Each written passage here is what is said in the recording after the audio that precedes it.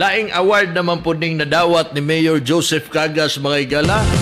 Mao ni ginatawag ni bansagan na ginato ni Dihakot Award Mayor. So may dili ma-awardan anang grabe man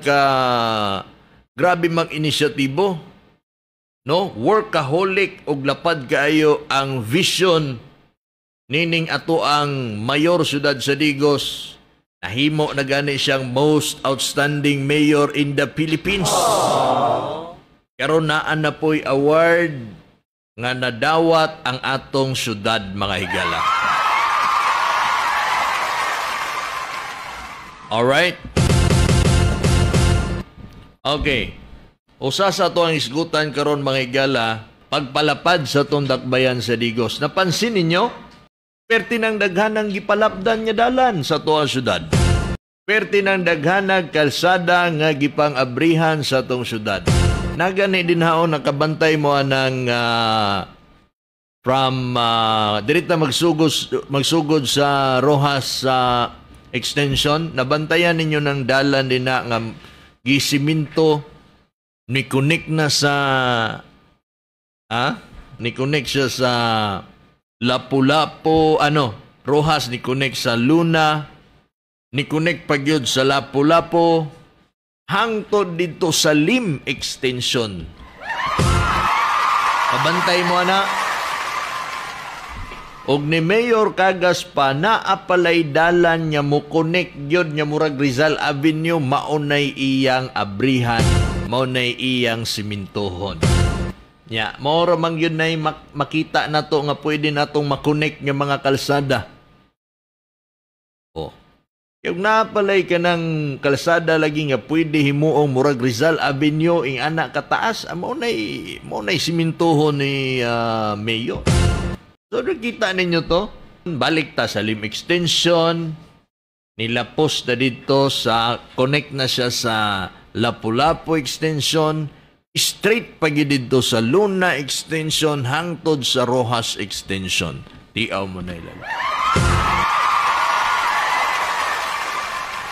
Og daghan pagaayong proyekto ang moabot. Okay? Naagyon na mga infrastructure project, naagyon na champion ng mga Cagas anak. Tanawa ninyo mga higala, tong post na ko, kaya pa man na mahuman, ay nalang sa inyong kadtui, dito sa tuang mga kabaybayunan sa Dawis, padulong sa Aplaya. Ongoing ang construction sa tuang Coastal Road. Tiaw mo na.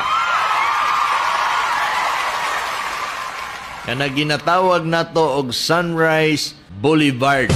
Mukonek na ng kalsada dinha sa Dawis og Aplaya. Na ay kalsada para sa mga sakyanan, na ay bike lane, na ay jogging lane, na ay mga bleachers, na ay mga solar lights, street lights, na ay mga tanom, no, beautification.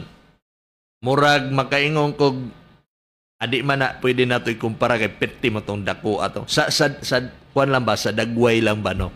Mura-mura po na og Davao Coastal Road. Gamay lang ng atua. Pagka na mahuman mga suking tigpaminaw, daghan na kay manganha diha kada adlaw. Ingon si Mayor, butangan daw niya kanang plastaran daw na niya dinag kanang pareho sa park nga massage. Daghan kay magpamassage diha atubangan sa tubig dagat. Yaw mo na. Daghan kay magpa-relax diha. Bugnaw kayo ang hapak sa hangin.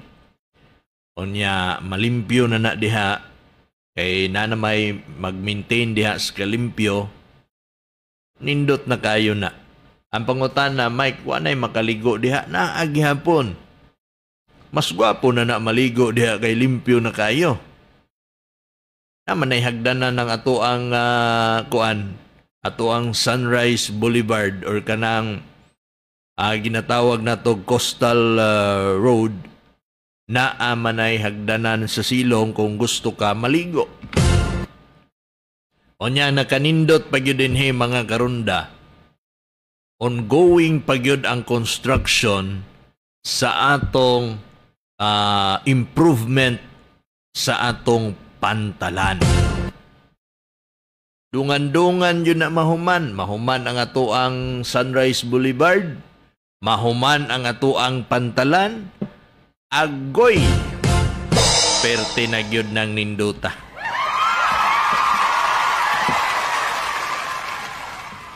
No?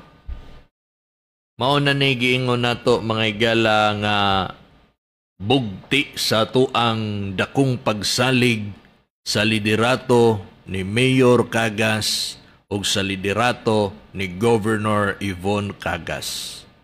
Mao na ni ang bugti. Mao na ni ang atong mga nadawdaw.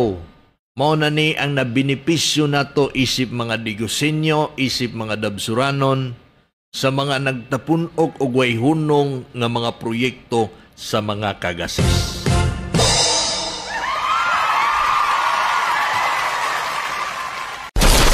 Ron Dakbayan.